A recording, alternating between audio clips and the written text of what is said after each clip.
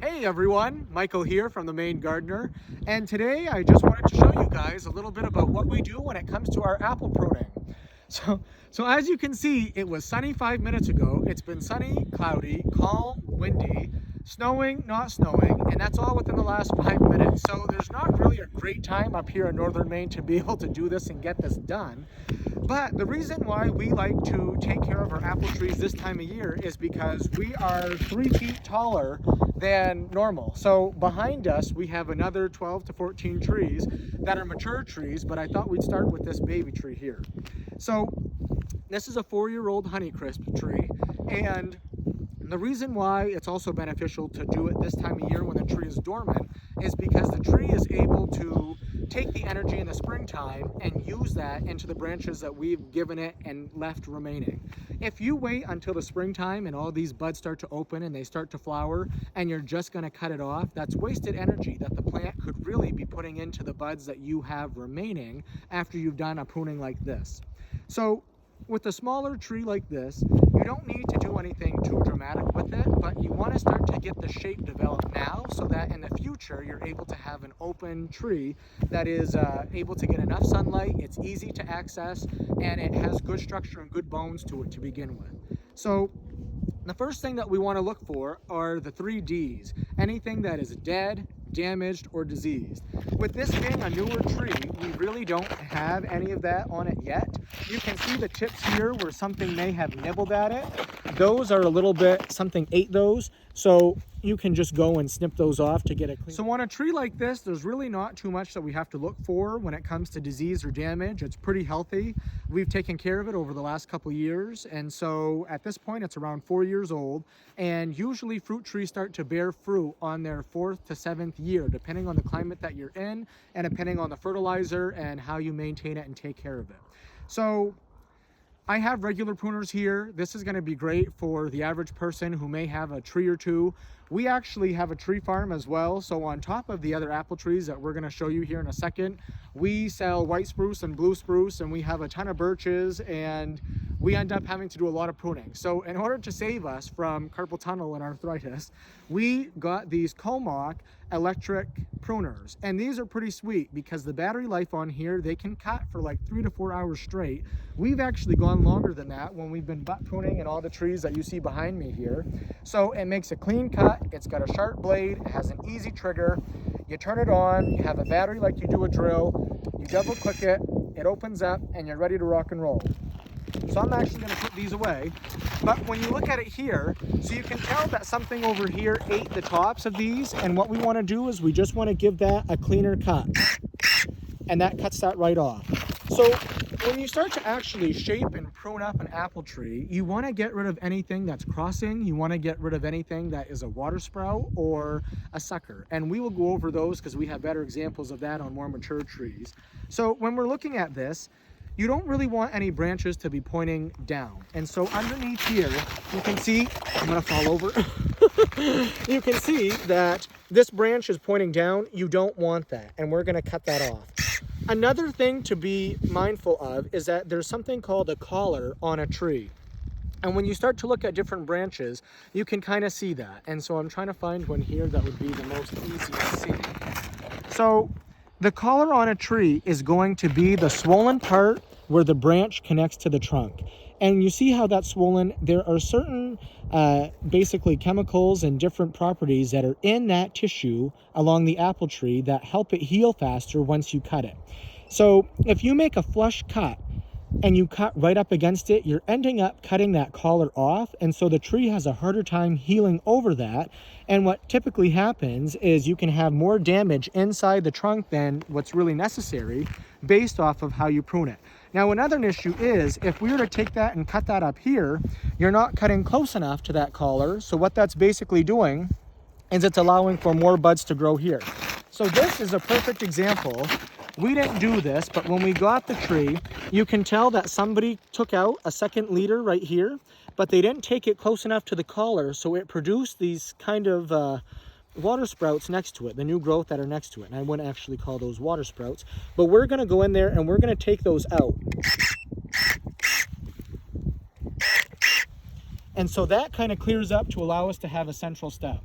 So as we look at it up here further on, we don't necessarily want to have too many vertical competing trunks. We want this to be more spaced out and open. So I'm going to take this back here.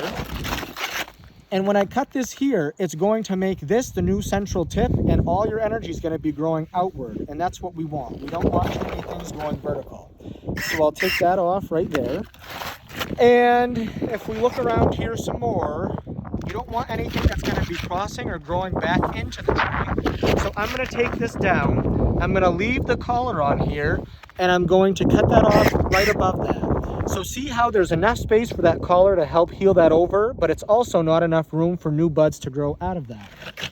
So that's pretty much, we'll do a little bit more on this tree, but I wanted to show you guys when it comes to the difference between a sucker and a water sprout.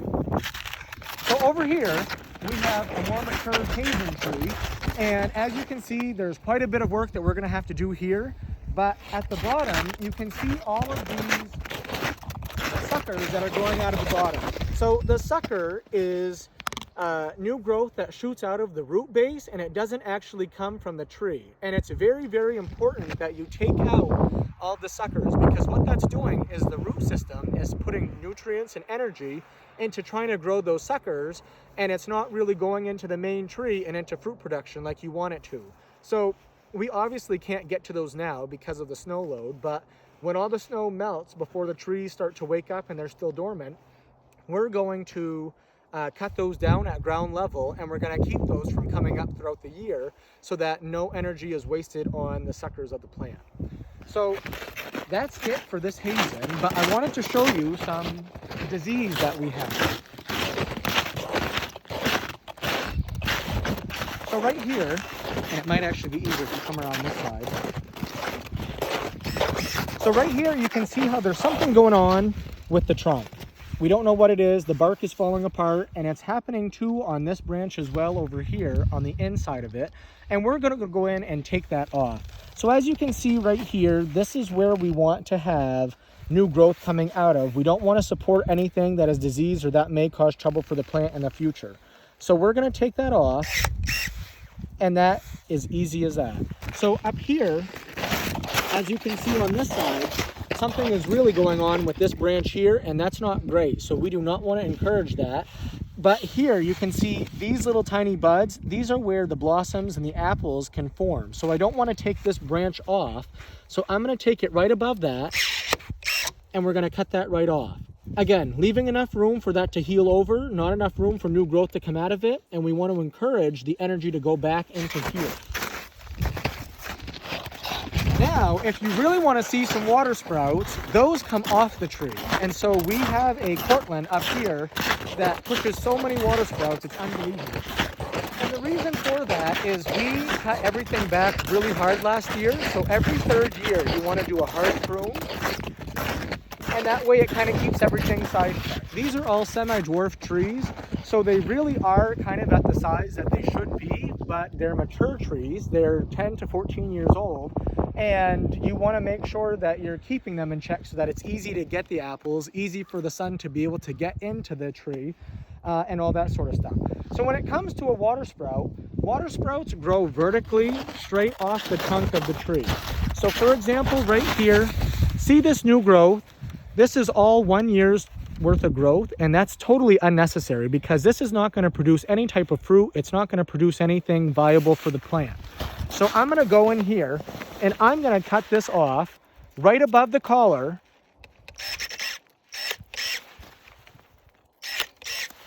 And that way we take those out and the plant doesn't send any more energy into those. And you can see down here too, I have to do the same thing.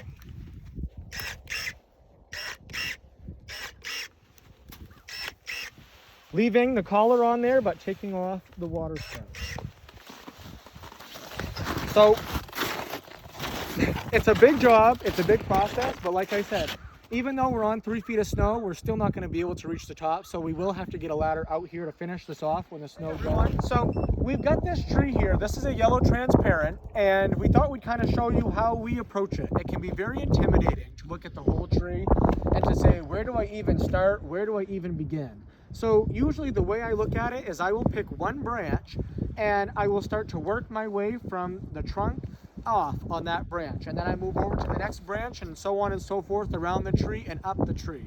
And that seems to make it a more manageable task for us to handle. So I'm going to start here with this first branch that comes off the trunk. And when I look down here, I really don't like that these are crossing. So I'm going to get rid of this right here. And you can see this is where apples will come from. Apples will come from here as well. I'm actually going to take this back to this node and leaving this cluster as it is. So moving on, now that this branch is fine, I'm going to take it to this branch. You can see apples are going to come out of here. They're going to come out of here. This one's not too bad. I don't need these two branches side by side. So I'm going to go in and I'm going to cut those off as well. I don't mind that the growth is coming out in this direction. I don't want it growing back into the tree, so I'm going to leave this. So this branch is fine. Now coming out here, you start to see we have more growth. This is growing back into the tree. I don't want that, so I'm going to take that off. This one is growing back into the tree. Same idea. And same idea with this one.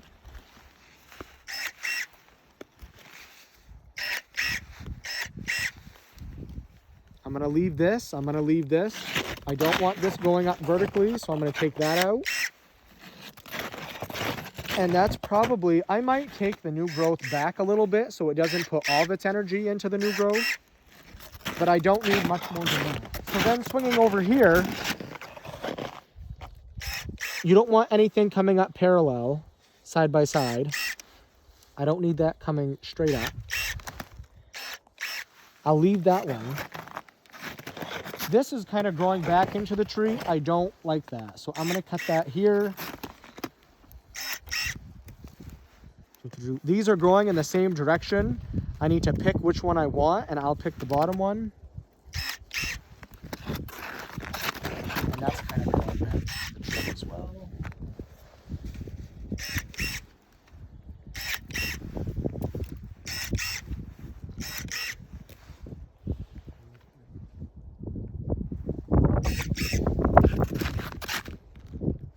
These are crossing. You don't want anything that's crossing like that.